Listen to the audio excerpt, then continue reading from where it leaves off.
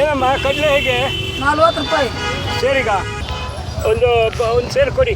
Bag ಕೊಡು. Bag ನಾನು ತಂದಿಲ್ಲ, ನೀವು ಬ್ಯಾಗ್ ನನ್ನ ಕೊಡಬೇಕು ಹತ್ರ ನಮಗೆ. ಬ್ಯಾಗ್ ಅಲ್ಲ, ಮನೆ ತಗೊಂಡ್ ಬಂದು ಬ್ಯಾಗ್ ಮಾಡೋದು. ಯಾರು ಬ್ಯಾನ್ ಮಾಡಿರೋದು? ಅವ್ರು ಪ್ಲಾಸ್ಟಿಕ್ ಕವರ್ ಮಾಡ್ತಾರಲ್ಲ ಅವರೇ. ನನಗೆ ಬ್ಯಾಗ್ ತಂದಿಲ್ಲಲ್ಲ ನಾನು. ಮನೇಲಿ ತಗೊಂಡ್ ಬಂದು ತಗೊಂಡೋಗಿ.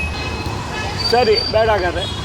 ಪರವಾಗಿಲ್ಲ, ನೀವು ಇಟ್ಕೊಳ್ಳಿ ಅಮ್ಮ ಬ್ಯಾಗ್. ನಾನು ಇಟ್ಕೊಳಕ್ ಆಗಲ್ಲ, ಬೈತಾರು. ಒಂದು ಕವರ್ ತಗೊಂಡ್ ಬಂದ್ರೆ ತಿರ್ಗಾ ಕಿತ್ಕೊಂಡು ಹೋಗ್ತಾರೆ, ತಿರ್ಗಾ ತಗೊಂಡ್ ಬಂದ್ರೆ ಹೋಗ್ತಾರೆ. ಎಷ್ಟು ದುಡ್ಡು ಹಾಕೊಳ್ಳಾಗ.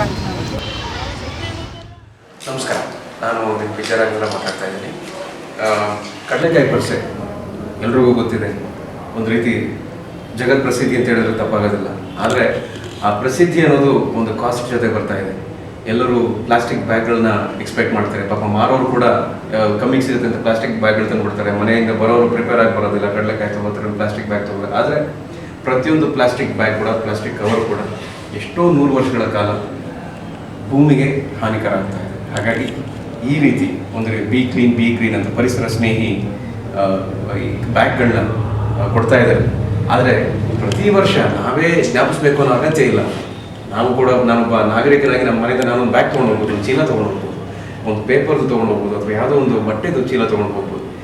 ಈ ರೀತಿ ನೀವು ಮಾಡ್ತಿದ್ರೆ ನಮ್ಮ ಪರಿಸರಕ್ಕೆ ಹಾನಿ ಆಗ್ತಾ ಇದೆ, ಆದರೆ ಕಡಿಮೆ ಮಟ್ಟದಲ್ಲಿ ಹಾನಿ ಆಗುತ್ತೆ. BMS NSS ಸಂಘದ ಪರವಾಗಿ ನನ್ನ ಈ ವಿನಮ್ರ ಪ್ರಾರ್ಥನೆ, ದಯವಿಟ್ಟು ಪ್ಲಾಸ್ಟಿಕ್ನ ಯೂಸ್ ಮಾಡಬೇಡಿ. ಮನೆಯಿಂದ ಚೀಲಗಳನ್ನ ತನ್ನಿ, ಅಥವಾ ವ್ಯಾಪಾರ ಮಾಡೋರ್ಗೂ ನಾನು ಕೇಳ್ಕೊತಾ ಇದ್ದೀನಿ. ಹೆಚ್ಚಿಗೆ ಆಗೋದಿಲ್ಲ, ಒಂದಷ್ಟು ಈ ಪರಿಸರ ಸ್ನೇಹಿ ಬ್ಯಾಗ್ಗಳನ್ನ ತಗೊಂಬನ್ನಿ. ಪರಿಸರಕ್ಕೆ ಹೆಲ್ಪ್ ಆಗುತ್ತೆ, ನಿಮ್ಮ ಮಕ್ಕಳಿಗೆ ಹೆಲ್ಪ್ ಆಗುತ್ತೆ. ಜೈ ಹಿಂದ್.